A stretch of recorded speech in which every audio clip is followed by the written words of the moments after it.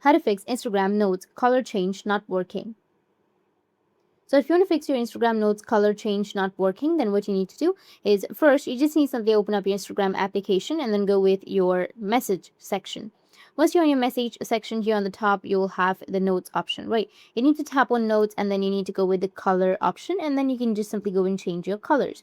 But if you don't find these colors option, then what you need to do is you need to just simply go back and make sure that you have updated your application because this color change option is with the newest update. So just simply go with your Play Store or your App Store and then search for Instagram. After searching, if you have any updates on your Instagram, just simply go and update it. After updating, you will have that feature.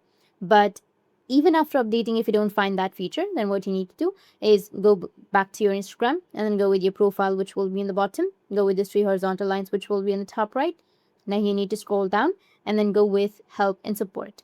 Once you tap on it, you need to go with report a problem and tap on report problem without shaking.